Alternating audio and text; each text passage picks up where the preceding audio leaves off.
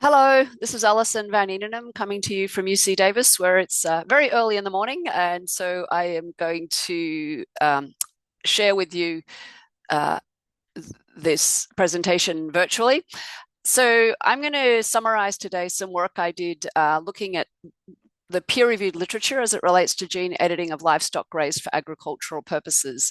And this is really based on a summary that I did for EFSA back in 2023, where I looked at all of the uses of gene editing for livestock for food or agricultural purposes and found that most of the applications, about 80%, were using CRISPR-Cas9, to a lesser extent earlier publications use zinc fingers and talons, and that about 30% of applications were editing cell lines followed by cloning, versus 60 or so percent were editing in zygotes or newly developing embryos, with the remainder being editing in germ cells for avian species, which are edited differently to mammals and fish.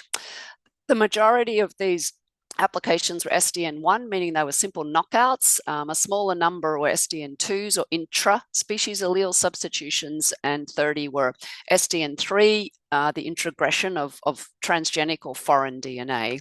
When we look at why people were editing, there was yield was number one, reproduction number two, disease resistance, relevant to today's discussion, was number three, removing allergens, multiple traits, altering color, things like hornless would be other, or polled, quality attributes, and abiotic stress such as heat tolerance or adapting animals to a warming environment. I summarized the results of this study on this webpage that's available at the ISA website at this URL. And basically, if you click on that, you'll get a link to all of the different species that have been edited, and you can pick your favorite species. If you're a pig aficionado, you can pick pigs. And importantly, at the top here, there's a radio button that says, has it been through a regulatory approval process? And what I'm showing you now is no. So these are the research applications that have not yet gone through regulatory determination. So just basic research papers. You'll notice in pigs, there's a lot of applications being done in China. Over 50% of all the papers I summarized were from China as an origin source. But of relevance to today's discussion is when to regulate products as a genetically modified organism. And historically, we've regulated GMOs when they had recombinant DNA insertions differently to how we have basically regulated conventional breeding. And that's really the question we're asking here, is where should we draw the line and say, you are a GMO? And basically the approach that's been taken by many countries is, if there's a transgenic or foreign DNA repair template, then that is going to trigger GMO regulation. Whereas everything else, such as SDN1s and 2s, that could have been achieved using conventional breeding, will not be treated differently to conventional breeding. And that really was an approach that was spearheaded by Latin America, particularly Argentina, led off the charge. It's been adopted by several countries, but not uniformly. And so we have a bit of a patchwork at the moment, with some countries thinking all gene edited animals are full GMOs, others treating those with an SDN2 template as GMOs, and countries like America treating everything as a new animal drug, which is really a bit of a global outlier. But I have summarized anything that has gone through a regulatory process in the website I alluded to earlier. So if you click the radio button over to yes, you'll see all of the approved genome edited animals globally summarized in this table here by country a little bit more clearly. So Argentina, you can see things like heat tolerance in cattle has been given a non-GMO determination. Similarly in Brazil, and you can go down the list here to several fish in Japan, and then most recently the pig, the PRRS-resistant pig, which is shown in bold, has received approval in the United States and a non-GMO determination in a number of different countries.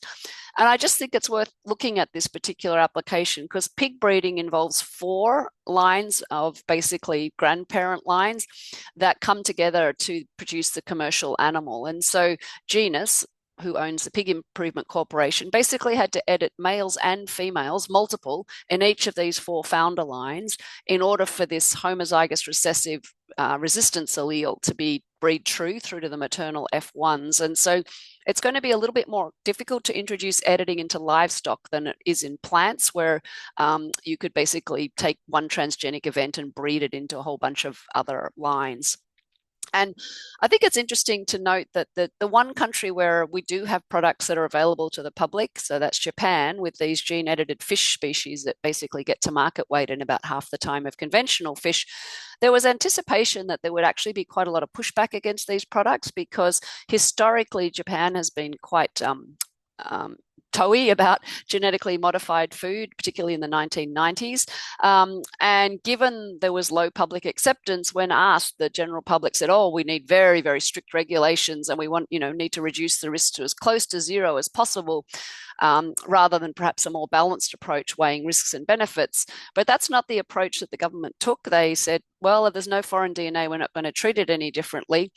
And so, although there was anticipation that there would be pushback against these products, it actually never eventuated. And there was some effort to try to get that going, but they just didn't receive any sustained attention. Interestingly, the press around these fish has all been quite positive. So I think that kind of emphasizes that, yes, we can certainly do risk assessments and look at potential risks. But at the end of the day, that really has to be counterbalanced against the potential benefits of approving products like a disease-resistant pig that reduces antibiotic use and is less, is more efficient in terms of production of pork. How does that weigh into the whole discussion? Because if you only look at the risks, you basically wouldn't do anything because everything comes with a risk, but it's really whether the benefits outweigh the risks is how you make decisions as to what to do. So I'll just summarize. To me, genome editing is a useful synergistic complement to conventional breeding programs. It certainly doesn't replace conventional breeding programs. And at the end of the day, how we regulate this will determine whether or not it fits in conventional breeding programs. So it offers an approach to introduce useful genetic variation without the linkage drag typically associated with crossbreeding. Scaling useful edits to commercial livestock is going to require editing in the elite germplasm lines or the seed stock sector, so to speak, and it has to be able to keep pace with the pace of breeding programs. So we can't have animals off getting evaluated for 10 years because the genetic progress of conventional breeding will outstrip any benefit that might be given to that animal from the edit.